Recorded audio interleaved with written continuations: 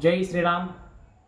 ప్రపంచంలోని ఆడపిల్లలకి, నా అక్క చెల్లెలకి అందరికీ నమస్కారం.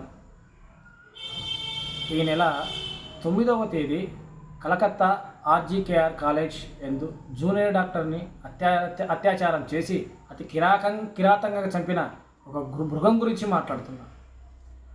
ఒక మృగము ఒక ఆడపిల్లని చెడిపి చంపేటప్పుడు నా కుటుంబం యందు నా తల్లి, నా కూతురు, నా అక్క చెల్లెళ్ళు కూడా ఆడవారే కదా.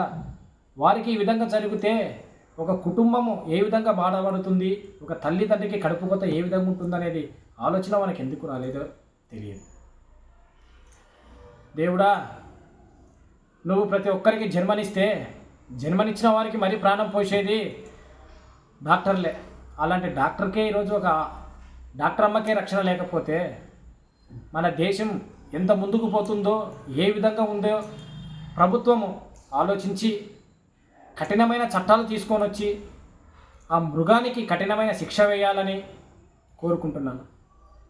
ఇతర దేశాలలో అయితే సౌదీ అరేబియా కానీ, ఆఫ్ఘనిస్తాన్ కానీ, నార్త్ కొరియా కానీ అక్కడ అత్యాచారాలు జరిగితే 5-6 గంటల్లో ఉరిశిక్ష వేయడమా, కాల్చి చంపడమా అనేది ప్రభుత్వం తీసుకొని వచ్చింది కాబట్టే కొంతైనా అక్కడ తగ్గింది.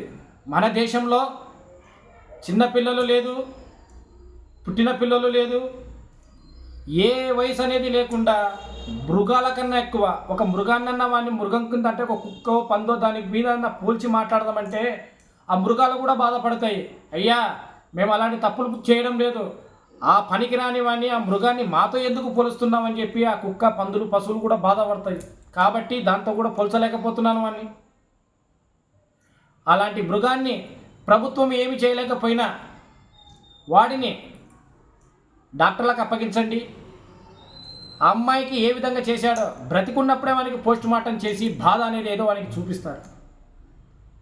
ప్రభుత్వం, పోలీస్ శాఖ వారు, సార్, ఆడపిల్లలందరికీ అమ్మా, ఒక అన్నలా తండ్రిలా మేమున్నామని మీకు భరోసా ఇచ్చి ఒక అడుగు ముందుకు వేసి మీరు కూడా ఆడవాళ్ళకి సపోర్ట్ చేయాలని చెప్పేసి మీరు చేస్తున్నారు.